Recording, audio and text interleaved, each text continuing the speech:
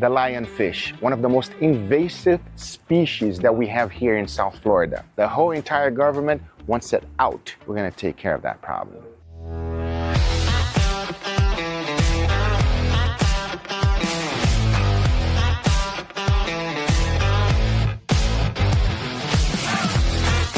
Yeah, well, we're marking fish right now. I feel really good, and let's get ready.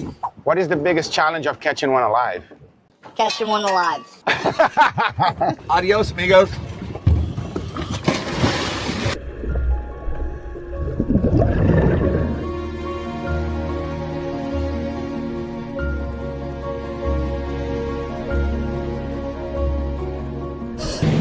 Oh my gosh.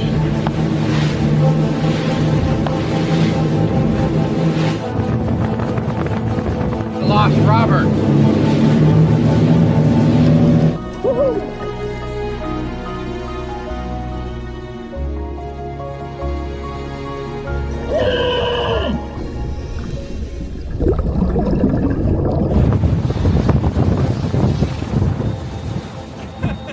Holy sh**!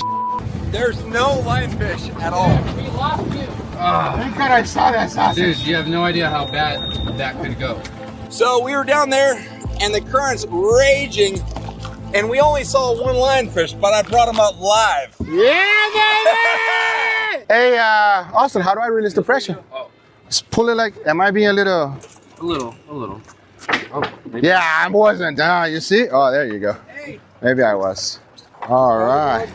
All right, he's nice and alive. We'll see him in a little bit. So right now, as you can see, it's vented. It's floating on the water. We got to take that air out. If not, he's not going to make it. There he goes. There you go. Just vented him right there. In the ocean, what you have is called atmospheres. If you go down 33 feet, that's one atmosphere. If you're within 33 feet, nothing happens. But then you go from 33 to 66 feet, it's two atmospheres, which now the air gets compressed. We got him down to like 90 feet. Well, he has a little bit of air down at 90 feet. That allows him to like maintain. As you come up, all the air expands.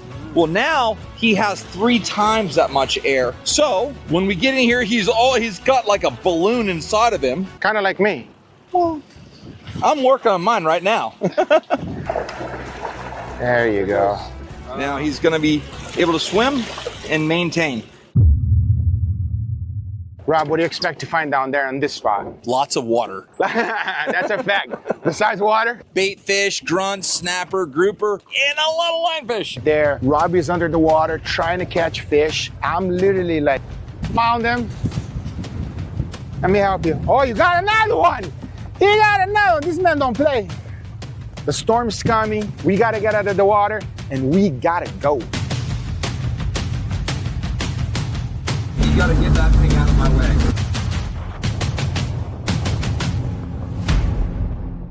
We got him.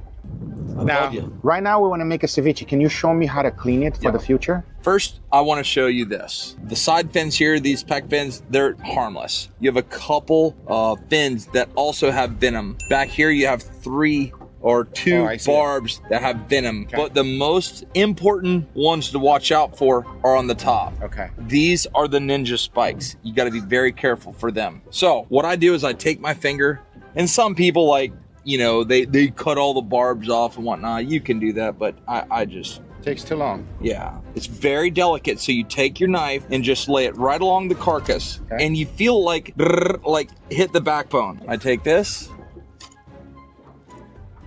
Voila. Beautiful. See that? I just got poked. Look. See it bleeding? Gosh. For jellyfish. I know it works for jellyfish. Looks like you got hot to it. Yeah. I was just talking about, some people cut the spines off. God, Doug, I gotta go wash my hand off. It's burning so bad. So Robbie's in a lot of pain, and I know one of the good remedies for it is just to heat up some warm water. I don't want to warm it up too much, but this will definitely make it feel better. Is it feeling better at all, or it's still? I can't describe how bad it's burning. Heat doesn't kill the paint. Really? No, God, no. Makes my whole hand like hot. So it's like everything is burning, but it's like you have a flamethrower right there. Yeah, so I'm helping Rob out. We're gonna slice him up right here. Put it on the bow. So we got a generous amount of lionfish there. We're gonna throw in some cilantro, some garlic, a little bit of pepper in there, a generous amount of onions to finish it off, a lot of lime. Gonna add a generous amount of salt, tiny bit of black pepper, and some MSG. Now we mix. And now I'm gonna let it sit there in the nice cold water for just a little bit because we gotta prepare some steaks. That way we'll eat both of them at the same time. Okay, so we have 3 steaks here. We're gonna make this yakiniku style, which we're gonna grill it really quickly so that we can enjoy it. We have a beautiful filet mignon, and then obviously the queen of all meats, picanha. And then lastly, we have a Japanese Wagyu A5 ribeye. Okay, so I'm gonna slice them nice and thin. So I lay it down right here, and we're gonna cook it nice and slow. I'm on the boat. We gotta keep the seasoning real simple like always. A good amount of salt and a tiny bit of black pepper. We're about to have a good lunch. Ooh, it's moving. Okay. I just burned my feet. Now we'll flip. I mean, if the smell is any indication on how good it's gonna be, everybody, it's gonna be good. It's working, everybody. My brother, how you feeling? Well, now you can see how the whole finger is red. Oh man. And that white part with the middle, That's where it went in? that's where the spike went in. I hope this makes it feel better. Well, it may taste great, But but blow on a little bit, it's a little hot. I wanna know. Oh, you got fish! that's on cue. How does it taste? Hold on, he's got me hung up. Hold this. Give me a mask and fins. Are you serious, Rob? God, while I was eating the fish. Ah, it's gone. Is he off? Yeah. I'll cook you another steak, catch me another one. Damn, I lost. Damn. We got a nice, beautiful color here. Start flipping it. Always season it a little bit more. Ooh. We're gonna taste this right now, but first, so we're gonna cook this Japanese Wagyu A5 whole in here. There might be a lot of flare-ups, but I've never done this on the water, but we'll figure it out. Dig in, brother. An honor. Enjoy it. Mr. Howard, grab it. Austin, eat it while it's hot. Ooh. I don't know how to get better than what I just ate. I know, because that one is really good. The other one is really good. Whoa. Super tender, right? Dude, I'm eating steak on a boat with Guga. I want to know the hand. Super sore. Super sore? Here, eat some more. Chop, chop. It's got like the perfect amount of salt and perfect bite. Filet or picanha? I like the picanha. Yes, that's why he's my friend. Oh, my hand is killing. Look at how it's getting white there. You know what's gonna make it better? Japanese Wagyu A5. Coming up right now. We got the Wagyu going. Oh, yes. First time. A5. Can you come on all my trips with me? Yes. Some people feel it too rich. What do you feel? All 3 of the ones that you've given me have been amazingly good. Pick your favorite. The first one was Picanha. perfect. Hopefully, one of them makes my thumb stop hurting. We have to try that ceviche, everybody. See how the meat turns white? That means that it was nicely cooked. And the smell on this thing is ridiculous. Let me bring that to Mr. Rob right now. Try it. I want to know. I love, oh, that's really good, like the lime. I love onion. The freshness is just on another level. What do you think it's going to happen to the lionfish when I dry it? I've never seen it done. I've never heard of someone doing it. I have no idea. To me, I have a feeling it'll become mush. Really? Since it's going to pull out so much moisture, I think it's actually going to be a little bit like tougher. But we don't know until we do it. But anyway, guys, this is my brother Rob. Make sure you guys go check out his channel. Give him a follow. If there is a true sportsman, that's this guy here. You're the man as always. We've been friends for a long time. I'm about to get a bite. I hope you guys enjoyed this video. Make sure you guys go check him out. If you did, hit that thumbs up. If you're not a subscriber, be sure to subscribe because we got to catch a fish. And we'll see you guys in the next one. Take care, everybody. Bye-bye. Bye. This is no joke. We got pounded right there. There are so many lies about steak. Today, we're gonna cover every single one of them, which ones are true, which ones are lies, and most importantly, how to cook the best steak. Let's begin. The first thing is choosing the right cut. Just because a cut has an incredible amount of marbling might not be the best one what you're trying to do. Take for example a Japanese Wagyu A5. That is a steak that you should be eating with multiple people and not just yourself. Why? Because it is extremely rich. A ribeye, which is what we're going to be cooking today, as you can see right here, I have these two beautiful ones, is one that will go with anything. If you want less fat on your steak, then a New York strip has more beef. Cooking it on the grill, almost any steak is good enough. So make sure to use the right cut for the right method. Biggest myth you will hear from anybody: let the steak come to room temperature before you even start. That is not true. I just pulled these steaks out of the refrigerator right now. These steaks are currently at 42 degrees Fahrenheit. If I leave them outside in the refrigerator for 1 hour, it's not gonna come to room temperature. It will raise only 10 degrees. So that should tell you everything you need to know. Now, the best way to cook a steak. This is very controversial. There's not only one way to cook a steak, everybody. There are so many different kinds. Take, for example, the reverse sear. You basically cook the steak in indirect heat first, and then you go ahead and you put a sear on it, and you finish it off. That is a great method, but it takes a long time to do it. What I'm doing right now is I'm doing a front sear. This cooks the steak really, really fast. However, you do get a little bit of gray band. Right now, I'm putting a nice sear on the steak and getting it ready. Then I'll cook it in an indirect heat to finish it. Salt draws out moisture. Yes. But what you want to do is to season the steak first. What you really want to do is season it before. As that's happening, it will draw out moisture from the steak and become liquidy. And then the steak will reabsorb it just like a sponge. It is the best way to season a steak, so definitely season your steak before. Next lie. Pepper burns. Oh man, I've even done a full video about this one. It is true. If you grab pepper and you put it on a pan, it will take 3 minutes on high for the pepper to burn. But when you add it to the steak, there's juices from the steak that is cooling down the pepper. So it actually takes double the time, 6 minutes for the pepper to burn. So in essence, you definitely want to add that pepper on the steak before, because that pepper will have a roasty flavor. We all love roasted flavors on steaks. Definitely use pepper before. And my steaks are getting nice and seared already. Sear steaks seal juices. That's such a lie. Look at Angel right now. Angel, coming real tight in here. Look at the juices. Those juices, the fats and everything. The juices are not going to be sealed inside. If I cook this steak in indirect heat right now, you will literally see juices come out of it as it's getting hotter inside of the steak. Grill marks. It's the worst thing, everybody. You don't want grill marks on your steak. You want a nice golden brown color on your steak. That is the key.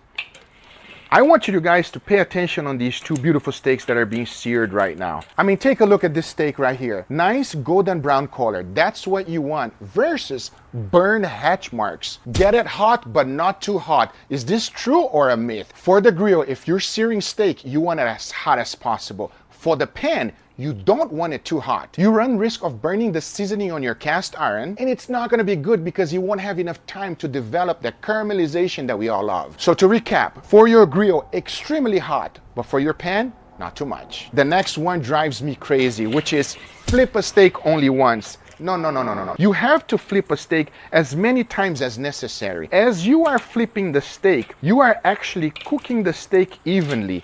And most importantly, it is giving you a visual cue of what's happening so that you can stop at the right time. This is probably one of the worst things most people do. They think a crunchy crust is better crust. You want a golden brown, nice, soft crust. If it is too hard whenever you're taking a bite, it is not enjoyable. I've done this with multiple people, and the results always are the same. Nice, soft, golden brown crust is the way to go. So pay attention to that crust. Get it nice and beautiful as long as it takes, and avoid burning it. Burning crunchy crust, it is not desirable. This is a good one. Medium rare steak will kill you. It's still alive and oh, it's mooing. It's not. A better steak is medium rare. Believe it or not, inside of the steak is very, very safe to eat even raw. The problem is the outer crust whenever the steak is cut. That is one of the reasons why we sear steaks. So having it medium rare is the best way to have a steak. However, we don't judge. If you like your steak medium or well done, done, it's okay. You're not getting the best results, but I understand why a lot of people don't like to eat it that way. Now, I'm talking a lot and give you guys as many pointers as possible, and at the same time, these steaks are fully seared already. Now, here's a really good one, and this one is for you, Gordon Ramsay. Measuring your steak doneness by poking on your hand, on your cheeks, on your belly, on your butt, wherever it might be. That doesn't work. If you are a professional chef like Gordon Ramsay, and you have cooked thousands of steaks, that will work, because you know exactly what to look for. But because Gordon Ramsay has done it so many times, he doesn't need a thermometer. We normal people do. But with time, you will develop the knowledge of pressing the steak just like this, and by pressing it, you will know if it's medium rare or not. All right, let's take a look at these two beautiful steaks right here. I have a bone-in ribeye, right, which cost more money because of the bone, and I have the same exact steak, which is a ribeye and no bone. So the thing is, bone-in steaks are better, taste better, are more delicious. Oh my God, that is such nonsense. It's not true at all. What it is true is that the bone will help insulate the steak, leaving this part right here of the steak a little bit more rare than this part of the steak here. But it does not affect the flavor, or is it a better steak? Not at all. Now I'm gonna let these steaks cook in indirect heat because I already got the sear that I'm happy with, and I'm looking for an internal temperature of 135. You must take your steaks out a little bit before, because as it rests, it will also climb up a little bit the temperature. If you want to eat your steak immediately after it comes off the grill, eat it. It's your steak. Now the question is, will it be better? No, it won't. Because if you let it rest, you are compromising the temperature of the steak,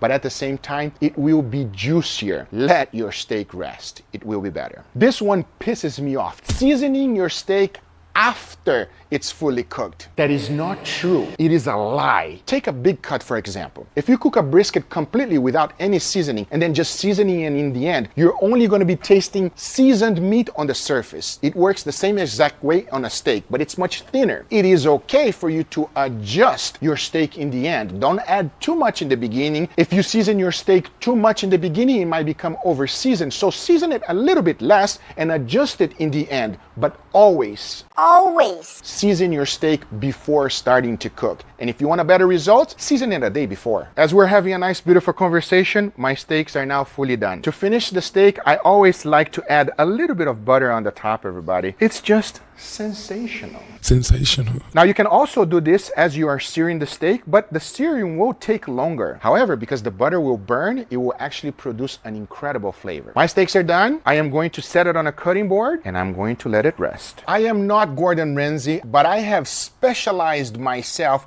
on cooking perfect steaks. I hope you guys enjoyed this video. If you did, hit that thumbs up. If you're not a subscriber, be sure to subscribe. Remember, everything I use is always in the description down below. And we'll see you guys on the next one, because now we're gonna chop it up as we're hungry. Happy holidays. On today's video, I'm gonna share with you how I was able to make an incredible Detroit-style pizza without using any special equipment. And I'll be honest with you, Neapolitan-style pizza is the king of all pizza.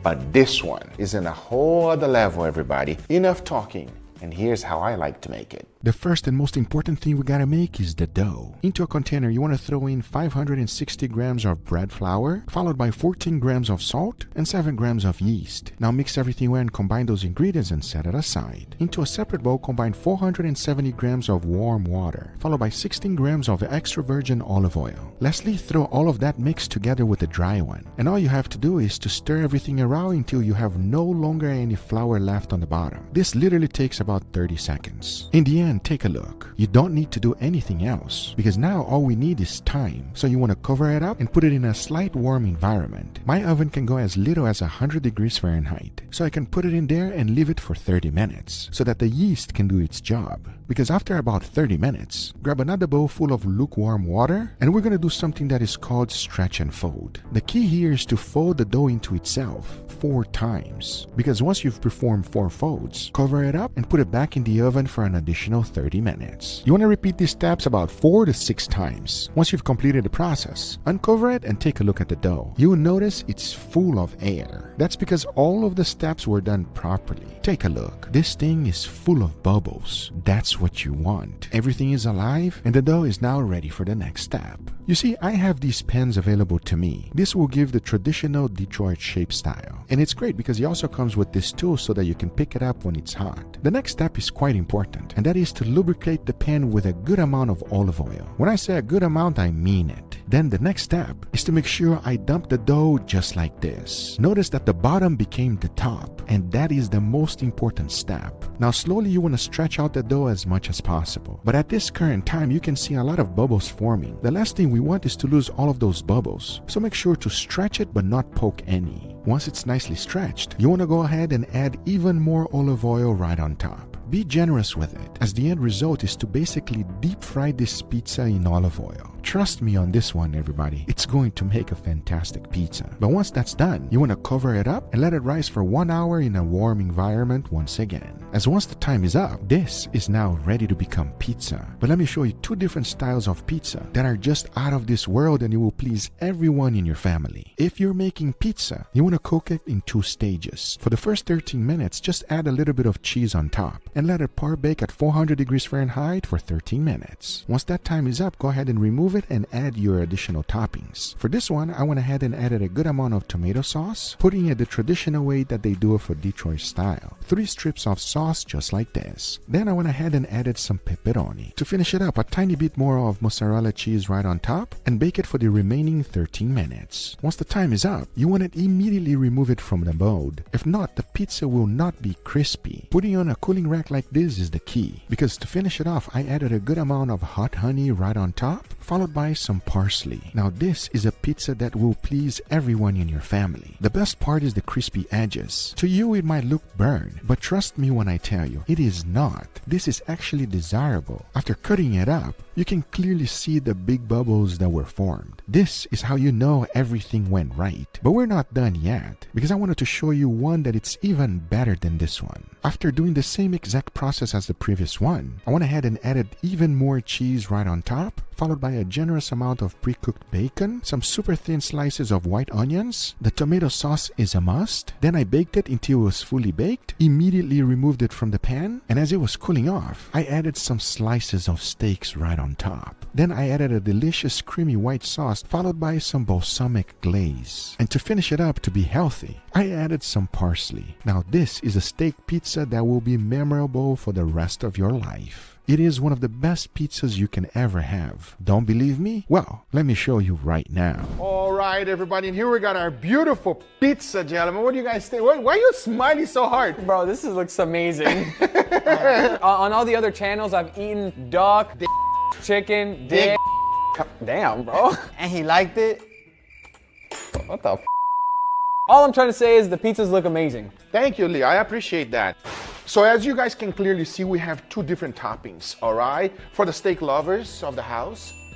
And then we have also a nice pepperoni pizza here. It's all about the crust, no matter what, okay? Because toppings, everybody, you can put whatever you want on your toppings, all right? That's the great thing about this pizza. And most importantly, I use nothing to make this pizza dough. Not big machine, no fancy, nothing. I use my hands and water. That's pretty much it. Really? So, That's actually impressive. I know, and the bubbles that come out of it is quite impressive. So now we're gonna taste both, and you guys let me know which one you like best. I highly recommend grabbing the edge. Yeah? Yes, because of the crispiness. Go for it. I mean, take a look at it. Can you see the bubbles? Look at the bubbles. That's what you want. You want some nice, big, fat, chubby bubbles. This thing looks like a sponge. Enough talking, let's give it a try. Cheers, everybody. Cheers. Oh, man. Wow. I rest my case, everybody. That's a 10 out of 10. We'll highly recommend. Do it at home right now. Are you all right? This is amazing. This is a pizza that'll put Pizza Hut out of business. Oh, no, 100%. The outside is so crispy and crunchy, but the inside is so fluffy and airy. And that honey kind of like, because of the heat, it almost caramelized a little bit. Yep. So it adds another layer of crunch that makes it so flavorful and amazing. Damn, you look like you're crying. Bro, this thing is good. This is a pizza that Vito would be proud of. The amount of little bubbles. Yeah. Like, it literally looks like a sponge. This is crazy. And I don't know if you guys got to hear it when we took a bite, everybody. Listen to one more time. That crunchiness is on another level. That is a fantastic pizza. If you like pepperoni, you're gonna love it even more. We are steak lovers. I wanna try this. Can we try this? Yes, sir. That pizza was delicious, but this pizza looks incredible. Enough talking, let's give it a try. Cheers, everybody. Cheers. Oh my God. Forget about this one, man. I might start crying marinara sauce this time. That is on a whole nother level, everybody. I don't know. Why does the steak make everything better? You don't even want to talk, Leo. I'm busy eating, Guga. I don't know what's going on, but it's obvious that the star here right now is the dough. The dough is the king right now. And the topping is perfect to go along with it. The steak, everybody. Oh, the toppings are awesome. This one specifically, but the dough is just insane. Like it's hard to like not stop and look at it. You still have that same crunchiness that we had on the previous one. You can taste the layers more. Since everything is so pressed together, you really get a more flavorful bite. Plus, I mean, I love pepperoni, but you know, steak is steak. You can't beat the steak. I'm glad you said that because the big difference is that this one has more sauce on the top, so it kind of compressed the bubbles down a little bit. Out of these two pizzas, I think I prefer this last one we just tried. I'm gonna be a little bit different today because if I'm judging off of the dough, I like the first one more because it's so fluffy and it feels Not so like dense as this one. it feels so light. This one here, I would pay probably about $20 to $30 for it, and this one here, I will pay no problem 60 to 65 bucks. That's how good it is. Obviously, there's more steak.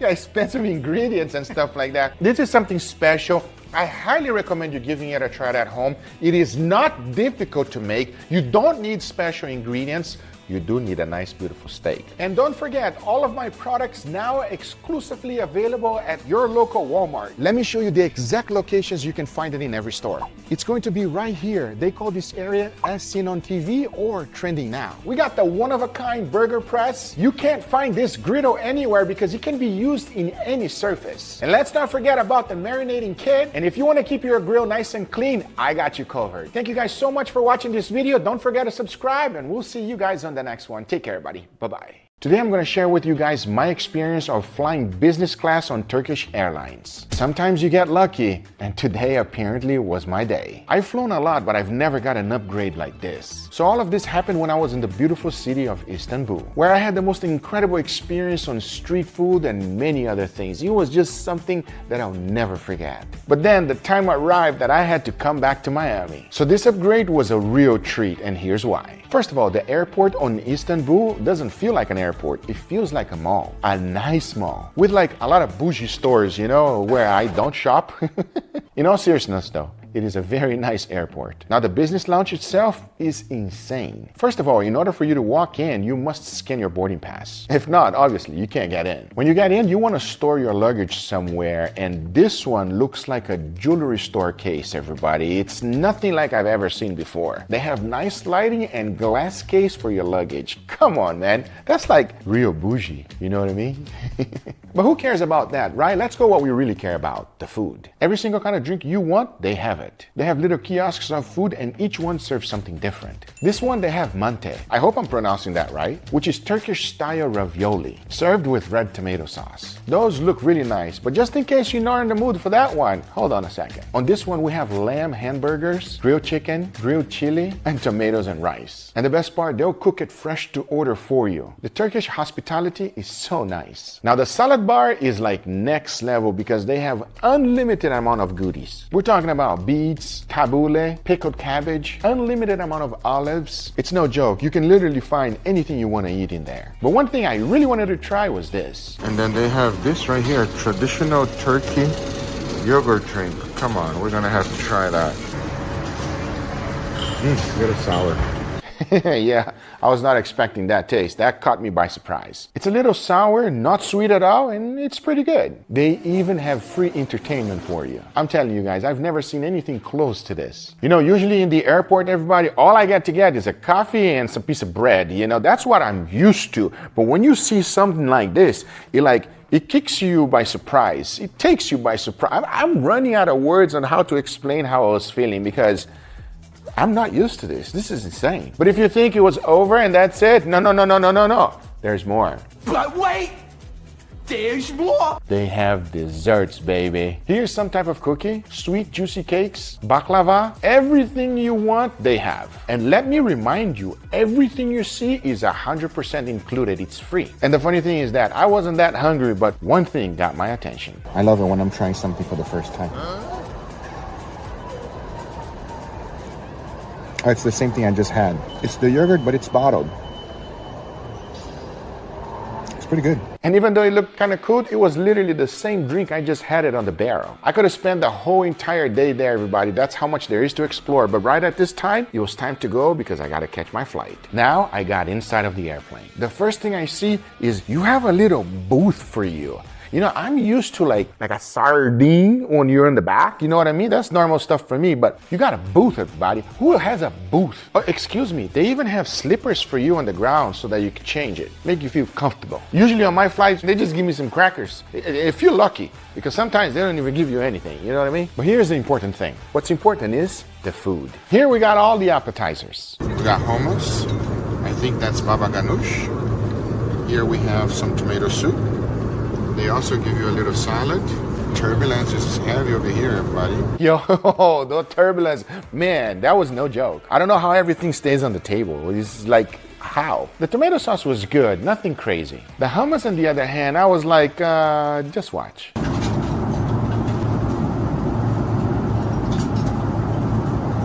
I had better.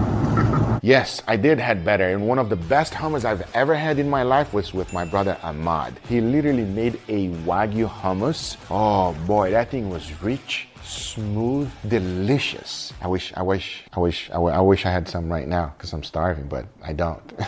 But let's get back to the video because the main dish was filet mignon with potatoes. Now this, I think it was done on purpose. Just watch. So I was able to cut it, and come on now. That's like sad, everybody. That's just sad.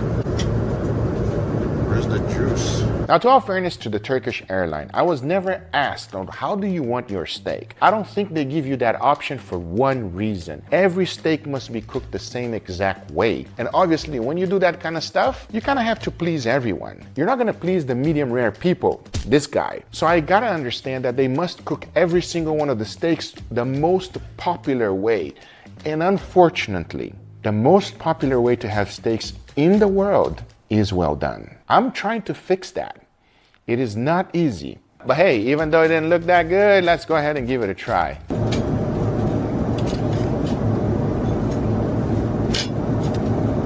It's terrible. Yeah, as expected. After that filet mignon, I asked for another dish just to see what happens, and guess what? They gave it to me. It was a mushroom ravioli, and that was amazing. Now here's the great thing about Turkish Airlines. They will go out of their way to make sure that you have an amazing experience. And honestly, I did. They made me feel like royalty, everybody. Even though I'm a simple guy, it was an incredible experience that I am very, very grateful for. It was by far the best airplane trip I've ever had. And if you have a chance to get your seat upgraded, take it. Trust me, you will not regret it. Thank you guys so much for watching. I hope you enjoyed this video. If you did, hit that thumbs up. If you're not a subscriber, be sure to subscribe, and we'll see you guys on the next one. Take care, everybody. Bye-bye. Thanks, Opera, for sponsoring this video. I love Red Lobster, and unfortunately, they are closing forever. On today's video, I want to take you guys with me as I eat one last time and say goodbye to this special place. Man, it breaks my heart. It's my childhood, man. One last time. One last time. Let's go. We have arrived in Red Lobster, everybody. For appetizer, I'll be ordering some lobster dip. And I'm quite hungry. I'm gonna go with the turf. Usually when I come to Red Lobster, I don't order a steak, but I gotta try it. I'll let you guys know for real my true opinion. Let it be known that that's not what they're known for, okay? I'm very excited. Enough talking. Let's start eating, yeah? Now, for those of you that don't know, Red Lobster filed bankruptcy this year. So possibly this wonderful chain will be closed forever. Can you imagine never being able to eat these biscuits again? I mean, come on. Ooh, the magical thing just arrived. Everybody comes in for that, right? Yeah. The most popular thing. If you've ever been to a Red Lobster, you know what this is, everybody. Just the smell brings back so many memories, man. Wow. Did you know that these are so popular they have their own Facebook page? This brings back so many memories, and that the fact that this place might go bye-bye, it hurts my soul, seriously. All right, enough talking. Let's give it a try right now. Let's see. Celebrities have worked at Red Lobster before becoming big. People like Chris Rock, Anna Nicole Smith, and Nicki Minaj. Nicki worked at a bunch of Red Lobsters, but she kept getting fired for poor customer service skills. Hi, I'll have a number 3 with no cheese, no tomato, and no lettuce. Dang, anything else? I got a complicated order! She even chased guests into the parking lot for stealing her pen. She got balls, man. She also lost a fingernail in a customer salad. Legend has it, they're still looking for it today. It might be one of the reasons I'll never order a salad in Red Lobster. But don't let that stop you because they have quite a bit of appetizers. Here's a brand new one. And here we have the crispy dragon shrimp, everybody. I mean, take a look at this thing. This is what I like to call golden brown. It looks absolutely delicious. I can smell a little bit of sweetness. Oh yes, I can. And I love that the entire shrimp is coated with a crust. And it seems like a semi-sweet sauce. But enough talking about it, let's give it a go. Cheers. Oh my God. Wow, I love shrimp, everybody. Shrimp is amazing. Shout out to Forrest Gump. Slightly spicy with a wonderful crust that is nice and crumbly, but it's also sweet. So you get that savoriness and sweetness together. I mean, it doesn't get any better than that, everybody. If you love sweet and spicy food, you're gonna love this one. And the shrimp is just... Did you know that Red Lobster invented popcorn shrimp? Yes, they did. In 1973, they just put it on the menu, everybody, and it became a hit. Yep, and funny enough, popcorn shrimp came way before popcorn chicken. That's one of the other reasons I love Red Lobster so much. And that dragon shrimp was delicious. But I didn't stop there because I wanted to try some more appetizers. For the next appetizer, I went ahead and ordered the lobster dip. It comes with a generous amount of tortilla chips, and you have the dip right here. Ooh, that's a little hot, everybody. Oh, that's good. But you can see that they're very generous with the amount of lobster that they put in. I'm gonna go ahead and grab the spoon and I'm just gonna dip into it. Oh, that looks good. Oh, that looks delicious. Oh, I'm looking forward to eating this one. But obviously, you gotta try with the chip, everybody. I'm not gonna try with the spoon, okay? Oh, wow. Wow, wow, wow. Super creamy, filled with a good amount of lobster. The cheese is perfectly melted. You can feel the spinach, the artichoke in there, the generous amount of lobster that they have. I mean, this thing is delicious to its max, man. Red Lobster, please don't go anywhere. This is so good, man. This is an American classic. You can't go anywhere. Come on. With 649 Red Lobster locations, some are closing down. And if this restaurant goes extinct, it would be a very sad day. Especially because their next item is so iconic. And the clam chowder arrived, everybody. I mean, look at it. They do put a little bit of parsley. I'm a parsley guy. I know a lot of people say that it's old-fashioned. Not for me. It's just greens, everybody. You're not going to taste that thing. It's there to make it pretty, sexy. You want your food to be sexy. You know what I mean? All right, enough. Let's try it. Cheers. Wow. So creamy, very mild flavor, exactly what you would expect from a clam chowder. So satisfying. And it almost feels like it's cheesy, but it's really not, everybody. It's just straight up bechamel style. I mean, at least that's what it tastes like for me. It's heartwarming. Imagine this on a nice cold day, everybody. That's what you want. It is so good. That's good. Really good. But I want that linguine. Before moving forward, I want to thank today's sponsor, Opera. You guys know me for being the steak OG of YouTube, but what you might not know is that I'm also a huge tech nerd. And I want to tell you guys about this revolutionary web browser, Opera. Opera is packed with features that makes your online experience smoother and more enjoyable. Like Aria, Opera's intelligent AI feature. With this tool, you can get instant answers to any questions, even in the middle of cooking. Aria can even find recipes that use ingredients that I already have. And with the AI image generator tool, Aria can create an image from scratch and help me visualize my crazy ideas. Or I can even upload an image, and Aria will be able to interpret it to answer my questions. We're just scratching the surface of what Opera has to offer. One of my personal favorites is the workspace feature. So when I'm planning my next video, I can keep all my tabs separate and organized. If you're like me and have a million tabs open, when researching, then you're gonna love Tab Islands, which groups my tabs based on topics so I can work efficiently and without clutter. With innovative features like Aria, a customizable dashboard, and efficient multitasking, why not elevate your browsing experience too? So if you're interested, download Opera today and discover the future of browsing. Thanks, Opera, for sponsoring this video, but now let's get right right back to it. And we got our beautiful linguine over here, everybody. I mean, take a look at it. I love the generosity with the amount of shrimp. A very generous amount of sauce too, I'll be honest with you. And of course, parsley.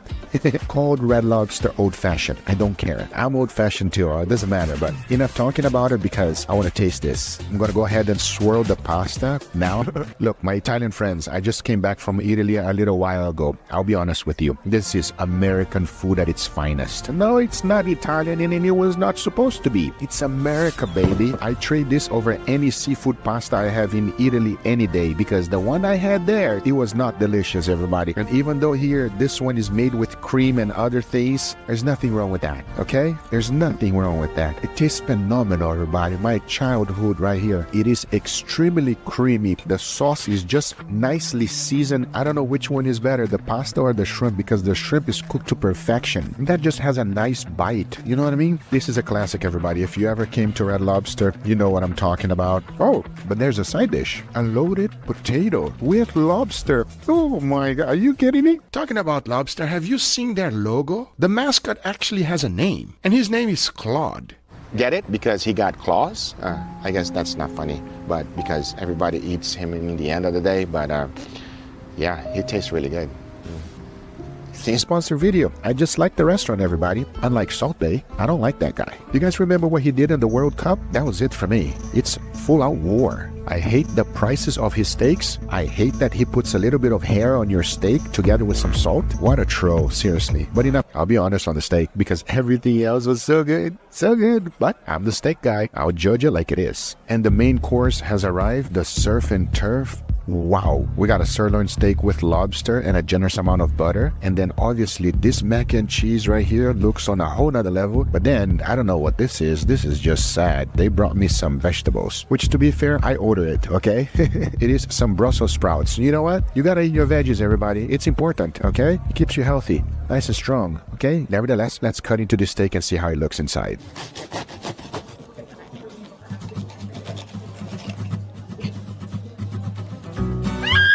Oh no. Oh no. You were doing so well, Red Lobster. What happened? I would call that a medium, everybody. Definitely more towards medium well. But look, to be fair, that's not what they're known for, okay? This is not a steakhouse. It is a seafood place, but let's give it a try. I want to go. All right, cheers.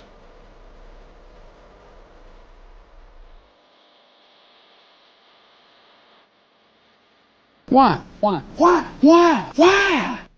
That tastes like horse. It tastes like a seafood restaurant cooked your steak. That's what it tastes like.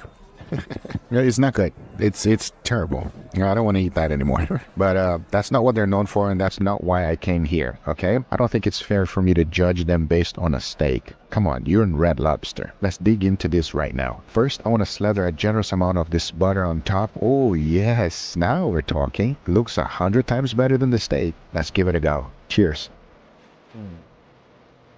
All right. That's good. Don't come here for the steak. You want to come here for the lobsters and the seafood. The steak is not good. You'll be disappointed, but that's not why you come here, okay? The lobster is phenomenal. Super sweet, nice and juicy. It has a generous amount of saltiness, which normally they don't put it in seafood, and a tiny hit of acidity from the lemon. They know how to cook seafood. Unfortunately, not so much steaks. But I want to try the mac and cheese right now. Let's see how good it is. Cheers. The cheese is extra creamy. It tastes straight up like bacon with a tiny bit of mac and cheese, everybody. Not as unique as the lobster potato. It's just a regular mac and cheese for me. But this right here looks intimidating. I don't even want to try it, if I'm being honest. Ugh. Well, let's try it. Vegetables. Oh, wow. That's good. Oh, that is better than the mac and cheese. It's some type of teriyaki sweetness sauce, and the crispy onions on the top just makes it better. I can't believe I'm saying this, but this Brussels sprouts is a lot better than the mac and cheese. Seriously, everybody. My goal was to order some desserts, but I'll be honest with you, it just doesn't fit, everybody. It's not gonna fit, so that's it for now. Let me know in the comments down below if you guys are going to visit the Red Lobster anytime soon. They definitely deserve some recognition. It's something from my childhood. Don't let this iconic American restaurant go away. come give some love. This is not sponsored. Red Lobster, I just really like you guys. And I don't want you to go anywhere. But I hope you guys enjoyed this video. If you did, hit that thumbs up. If you're not a subscriber, be sure to subscribe. Let me know what you think about Red Lobster. And I'll see you guys on the next one. Take care, buddy. Bye-bye. Stay away from the steak. Seriously, don't order that. Thanks Mop Robo for sponsoring this video. On today's video, I am trying out Alabama chicken for the very first time. If you've never heard of this, you're not alone. This chicken is quite unique because not only do you have to cook the chicken perfectly, you gotta also dunk it in the end in a very special sauce. So let's find out if this is worth it. And everything starts off with chicken. This is a young chicken. The first thing to do is to spatchcock it. That's pretty simple though. You just gotta grab a scissor and go ahead and cut out the backbone. Once that's done, you wanna flip it on its back, and then you have your spatchcocked chicken. One of the things I normally recommend is dry brining it. This will not only dry out the skin, but you will also get the chicken nice and flavorful. Once that's done, transfer it to a cooling rack, and into the refrigerator it goes overnight. Now, since this is an experiment, I'll be doing 2 of them. Both are getting the same exact treatment. The very next day, I took it out and look. You can clearly see the skin is much drier. That's what you want. Notice that there's no longer any salt. That's because it penetrated deeply into the meat. And I can guarantee you one thing, this skin is gonna be nice and crispy. But we still need to add additional flavor. And for that, I'm gonna be using a barbecue rub. Make sure to be generous with it. Once that's done, they are now ready for the smoker. Talking about that, I'll be smoking both chickens at 375 degrees Fahrenheit. It's going to take about 1 hour.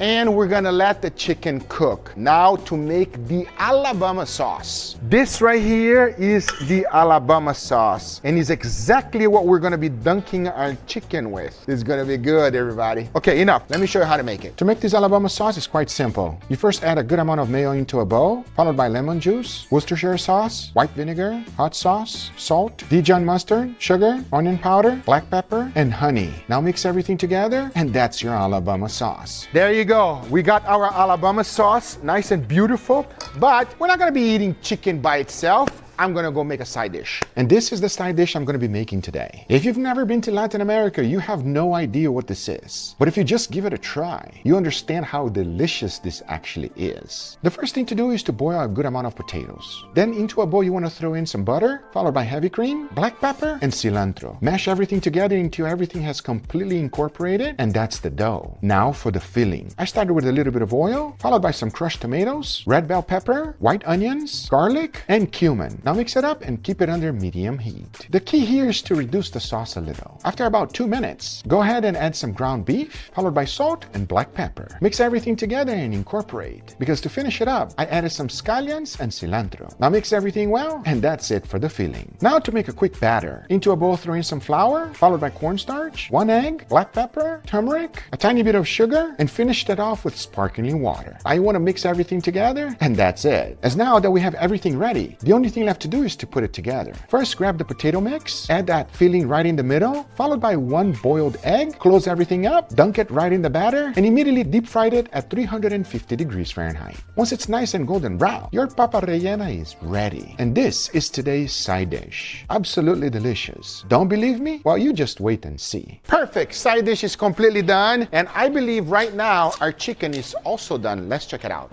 Oh, they are looking money. Look how beautiful these chicken look. Are you kidding me, everybody? Take a look at that chicken. Now that is what I like to call a perfectly smoked chicken, everybody. What a nice, beautiful color. Now we dunk. There's 2 ways to do this. We can either just do the dunkage, which I think it's a lot more cooler, right? Or you can just baste it with sauce on the top. But there's no fun in that, so we're gonna go in for the dunkage. Nice and easy, and we have the Alabama chicken. Wow, this is going to be a delicious chicken. I think the more sauce, the better on this Alabama chicken. Oh, hell yeah.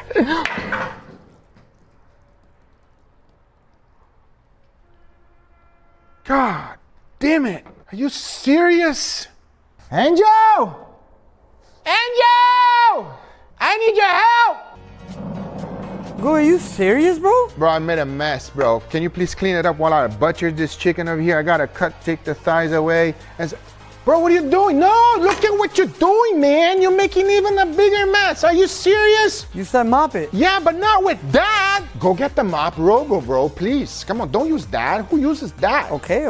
Always cleaning up your mess, Guga. Thank you. Yo, this thing's actually pretty good. Cleans like a charm, baby. That thing works like a charm, everybody. I mean, come on, man. And you're just spreading things around. No, use the mop robo. I make a lot of messes in my studio, and a normal vacuum just doesn't cut it. They are loud, everybody. I can't have loud stuff here in the studio. Also, once they suck up all the food particles, they stink. But not mop robo. It is a one-go for hardwood floors. Don't you call it a vacuum, because it's a lot more than that. Mop robo is an innovative robot that will vacuum and mop your hardwood floors at the same time. It is almost silent, producing only 65 decibels. Not to mention, it's odor-free. To use it, you first gotta fill the water tank and place it right back. Now take the device off the charging rack, pull the handle down, and you will automatically start cleaning. Mop robo is a beast. Plus, cleanup is a breeze. It literally cleans itself. I love having the mop robo in my kitchen. It cleans with ease, doesn't smell, and it is quiet. How can you beat that? If you're interested, check out the link in the description. Their Kickstarter starts on June 6th. But hopefully by now, Angie already done cleaning, because now let's try this Alabama-style chicken. Got the chickens ready. Thank you, Angel. I appreciate it. Did you see the mess I made? I don't know what. I just was summoned to eat. That's all I know, guys. I'm hungry. Don't worry. That was a mess. Lucky you. That was a mess. You're gonna need this today. Okay, so here's the deal. I got 2 chickens over here. Obviously, we got this one here, which is barbecue smoked. This one was with the Alabama sauce and the one. I don't know. I'm familiar with this one. And I got a side dish, a Colombian style side dish right here as well. I really want your honest opinion how good or bad this chicken actually is. You guys let me know. Sounds like a plan? Okay. All right,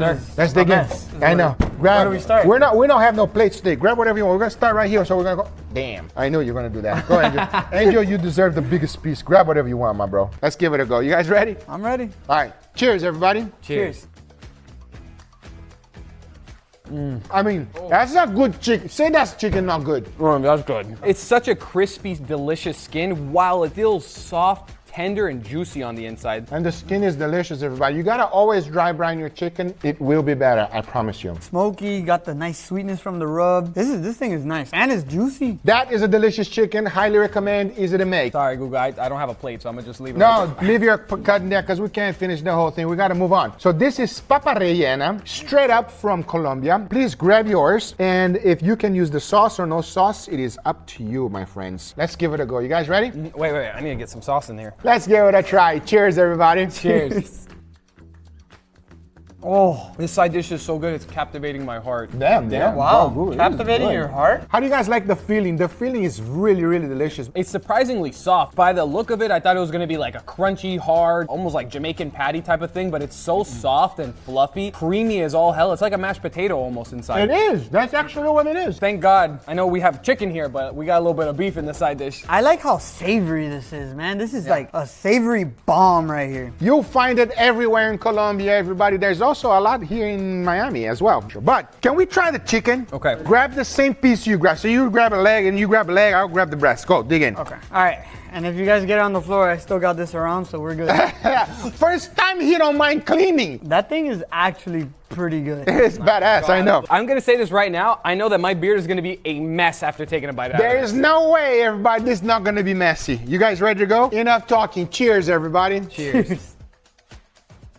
Oh, that is so good. Wow. What is that? That is so fantastic. The sauce, everybody. It's got a little bit of acidity in it, though. It's a perfect balance with the savoriness of the chicken and the rub. That is incredible. Which one do you guys like better, this one or that one? No contest, that one. Yeah, this is the winner. This one is so much superior. So delicious, super creamy. The sauce goes extremely well with it, everybody. Highly recommend you guys giving that a try. You're not gonna regret it. You guys like that one better, huh? This one's fire. This is an incredible chicken. If you guys haven't tried this before, you need to try it. It's delicious. But those are the results, everybody. Wait. We gotta say cheers to Mop Robo, man. Yo, Cheers shout out to Mop Robo. Cheers, Mop Robo. If you guys are interested, check it out in the description down below. I hope you guys enjoyed this video. If you did, hit that thumbs up. If you're not a subscriber, be sure to subscribe. Remember, everything I use is always in the description down below. Thank you so much for watching. Go make that chicken, and we'll see you guys on the next one. Take care, everybody. Bye-bye. Thanks Florida Outdoor Kitchens for sponsoring this video. Today I'm going to share with you what it's like to build your dream outdoor kitchen. And this is my outdoor kitchen. Well, technically,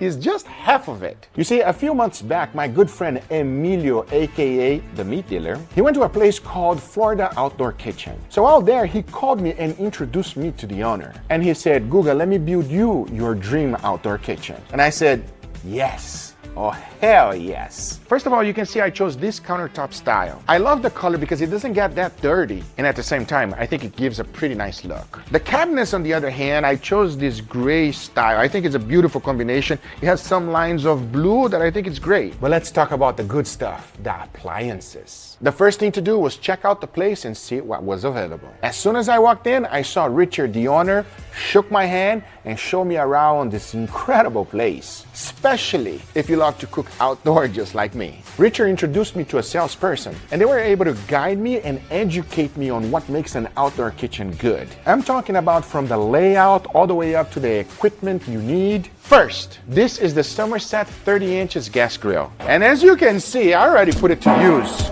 I mean, this baby don't look new no more. You give me something, boy, I'm gonna put it to use. I mean, you can cook anything here. Even when I went to meet with Mr. Beast, the restaurant that they're using is actually something just like this. I think every kitchen needs one of these. It's great. And here we have the AMG Estate side burner. Now this is the fanciest burner I've ever seen in my life. And before I turn it on, take a look at this. The gas is nicely stored right here. They think about things that I didn't even think about. Refrigerator outdoor? I had no idea that I can even have one. They put the garbage inside of a cabinet. Even the gas for all your appliances is nicely stored. They literally think of everything. So let me turn on the gas. It is a powerful burner. Love this thing. It boils water a lot faster than the ones inside. And the fact that you can turn it off very easily and go ahead and put the cover back on so no animals, nothing goes in there, is just perfect. Now this refrigerator is really badass. I have it turned off right now because we just had a party and you know we drank everything. I mean, it was just juice boxes, okay? Nothing else. Andrew even went a little bit crazy because he wanted a keg machine and he wanted to put some beers outside and some other special drinks. I was like, no, we don't need that. Damn, maybe we do, but we didn't get it. I might regret that for life.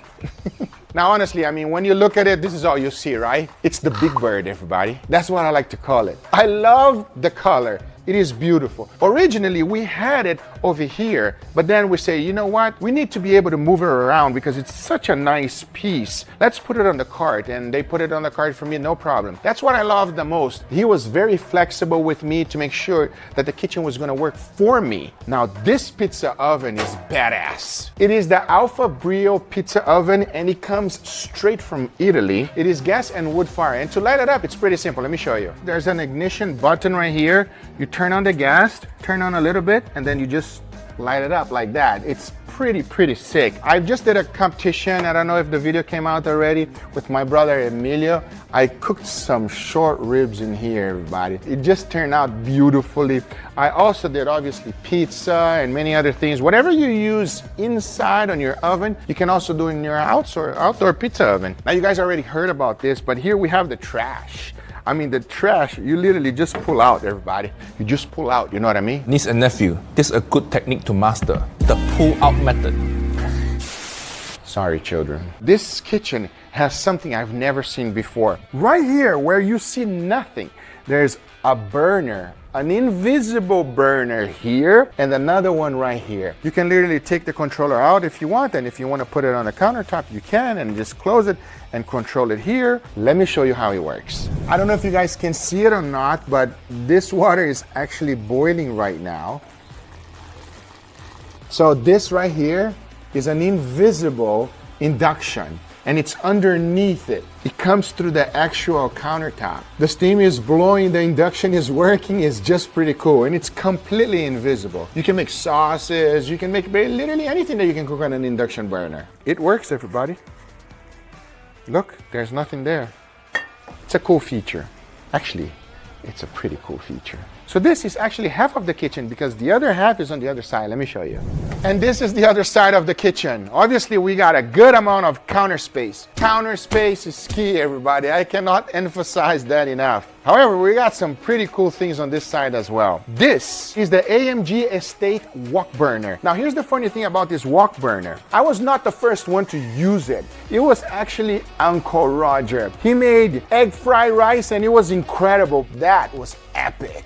This little ring is removable, and there's actually two burners in one. We have a small one over here and the ring of fire in the outer perimeter. Now, I could try to turn it on, but I don't think you'll be able to see. There you go. Oh man, I cannot even stay over there. This thing is hot, everybody. That's the wok burner. I love this thing. It's epic, highly recommend. He also has a grease tray right here on the bottom, which is fantastic and easy to clean. We have another trash. I'm a huge fan of trash. And here we have another AMG Estate side burner because it's really next to the studio. We can come out, cook whatever we want here quickly and go back inside. Now, one of the things that you guys can't see because it's fully daytime is that all these knobs, they light up during the night and it's pretty epic. Everything has a very premium feel. The countertops are beautiful. The cabinets are just gorgeous. The appliances are state of the art. But most importantly, the experience I had going over there, making the kitchen, designing the kitchen, choosing every single aspect of the kitchen was just awesome. If you are ready to build your dream kitchen, check out Florida Outdoor Kitchens. Make sure you let them know that Guga sent you, because I gotta tell you one thing, Richard, thank you for my dream kitchen. You have outdone yourself. But this is my dream outdoor kitchen, everybody. I could not be any happier. Thank you, Richard, and thanks everybody from Florida's Outdoor Kitchens. Make sure you check them out. The link will be in the description, and we'll see you guys in the next one. Take care, everybody. Bye-bye. Thanks, Chef IQ, for sponsoring this video. On today's video, we are making steak à poivre because I'm going to be showing you two different versions. One that is more the traditional way and the Guga-fied version. Enough talking, and here's my take on it. For steak à poivre, you can literally use any cut you like. I chose filet mignon. As you can see, this one specifically has great marbling. It is 1.5 inches thick and perfect for today's cook. Now, to season them, I kept it real simple. First, a good amount of salt, followed by freshly ground black pepper and garlic powder. One of the biggest mistakes most people make is that they don't season their steaks properly. This is a crucial part, and since these steaks are quite thick, I highly recommend seasoning the edges as well. As you can see, once I was done, everything is perfectly seasoned. Now there's a big debate. Which one is better, stainless steel or carbon steel? Well, if you do it right, you can use either one. Let me show you. Whenever you're using stainless steel, the most important thing is to preheat it properly. At the same time, almost seasoning the actual pan. To do that, you just gotta get your oil real hot. After adding a good amount of grapeseed oil, I let the pan heat up completely. Then, as soon as it starts smoking, I like to go ahead and coat the whole pan with it. The same exact method applies for a carbon steel pan. You gotta get it nice and hot. And if you don't season the pan with the oil, I'll tell you one thing, it's gonna stick. So once everything is nice and hot and ready, I immediately added my steak. The key here is to get a nice crust in the beginning. For the very first 30 seconds, I don't move it at all. But then it's totally okay to do so. Since I'm cooking both steaks at the same time, the technique applies for both pans. The old saying of leaving your steak there and don't touch it is old, and it's no longer the case. Remember one thing, you want it golden brown, not black. There's another huge debate about searing a filet mignon, and that is, should you sear the sides as well or not? Most people don't, so I'm gonna leave the one that was cooked on the stainless steel pan without searing, and I'll sear the edges on the other one. Just keep in mind whenever you're doing it, you don't want to overdo it. Just a nice little crust is good enough. Talking about that, once I was done, into the oven it goes using my Chef IQ thermometer. We want to cook it until it reaches an internal temperature of 135 degrees Fahrenheit. As that was happening, take a look at the pan. We have a little bit of fond, but look at the oil. It's a little bit too dark for me, so I like to get rid of it. For the more traditional version, the first thing I like to do is to go ahead and flambe it. This makes quick work of deglazing the pan. As you see, once it was done, it was nicely cleaned. Then I immediately went in with some beef stock, brought everything to a simmer, and I added this special ingredient. And this is demi-glaze sauce. Once everything was mixed up, I added some green peppercorn, followed by heavy cream. Whisk everything together and brought it to a simmer, and this sauce doesn't get any easier than that. Now for my take, I like to go a little bit of extra step. Instead of using the flambe method to deglaze the pan, I immediately threw in some shallots, followed by garlic. Mixed everything well, and using the moisture of the onion, I started deglazing the pan. Then I added some gochujang, and as soon as you add it, it starts sticking on the pan immediately. Now it was time to deglaze the pan, and for that, I just flambéed the whole thing. To finish it up, it's pretty simple. I went ahead and add that magical packaging. As soon as I added in, I went ahead and threw some green peppercorn, mixed it well to make sure that everything was combined, followed by a tiny bit of beef stock. As soon as it started reducing, then it was time to add the heavy cream. Now you want to mix everything well because the sauce is done. Now take a look at this. That is what I was looking for. Talking about that, by this time my steaks were ready. As you can see, the traditional version is a little bit more runny. At the same time, a beautiful color. When you compare that one with my version, it's much thicker, and it's the way I like to cook steak à poivre. The only thing left to do was to go ahead and slice them. And as I did, oh wow, perfectly cooked. I want you to notice one thing, edge to edge perfection. Not only on this one, but also on the other one. Now I'll tell you one thing, this is my take on steak à poivre, and it is absolutely delicious. The question is, which one tastes better? Well, it's about time we find that out right now. And there we have it, everybody. Two beautiful steak à poivre. I got my taste testers here. This is steak à poivre, also known as pepper steak or peppercorn steak. I'm really glad that you told us what that meant because I had absolutely no idea. Yeah, I know. I don't speak French that well, everybody. It looks like Guga channel's upgrading. We're sitting down. We got steak à poivre. There's really no experiment here. This is the more traditional version, and then this one right here is the one that I actually like to make for my family and I. And what's the egg yolk for? The egg yolk is because the guy here forgot, and I normally just shave it on the top like this. Oh. You know? Oh, we're getting fancy as hell. Yeah. If you've never used cured egg yolk on your steak, I highly recommend.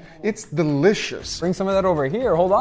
No, but that's for this steak. This is the traditional version. Oh my God. You know, I'm usually all for tradition, but today I'm saying tradition. Enough with the egg yolk, let's give it a try. So here's the deal, Leo. Grab a nice chunk of meat, use that sauce, and let's dig in. Cheers, everybody. Cheers. Wow. Incredible. The classic doesn't get old, everybody. That is delicious. Of course, you have that beautiful filet mignon flavor. It's incredibly tender, so juicy, but that sauce is amazing. I don't even think amazing is the right word. Beautiful, beautiful flavor on it that just makes a filet mignon better, which is hard to do, man. This feels like you just went to a Michelin star restaurant and got a filet mignon straight from the best chef in the world. Don't make me blush, bro. It feels very high class. It's super tender. The flavor of the sauce and the fact that it's a fillet, it's insane. Half of it is because you gotta cook your filet mignon right, everybody. If you overcook it, then it's not gonna be as good. And I like it. This is not bad, everybody. But I'll be honest with you. Google, that is freaking amazing. It's not bad, everybody. I just compared it to a Michelin star best chef in the world. It's not bad. But it's not my favorite. This is why I make it this way, okay? I now wanna know what you guys think. Go. Cheers, everybody. Cheers. Oh, wow. You see why I said this is better? Do you agree? Or am I crazy? No, you're right. No, and it even has a little bit of like tingle, like a little spice to it. Gochujang. Dude, it's so good. The sauce on that one is also the star there. It has so much flavor on it, but that egg yolk on top adds a slight amount of richness and creaminess to the steak that you don't get on this version. Again, has all those wonderful beef flavors and characteristics of a filet mignon, just with that added little kick of that gochujang, plus the egg yolk. I mean, that one is traditional. This is traditional with a twist, but the twist is like, boom, in your face. More flavor, more delicious. And I'll tell you one thing, everybody. I highly recommend you giving this a try. You can now follow a step-by-step instruction of this on the Chef IQ app. Everything will be on the link on the description down below. And if you're getting one, use code Guga10 off for 10% off. Valid from November 1st to November 23rd. I hope you guys enjoyed this video. If you did, hit that thumbs up. If you're not a subscriber, be sure to subscribe. And we'll see you guys on the next one. Take care, everybody. Bye-bye.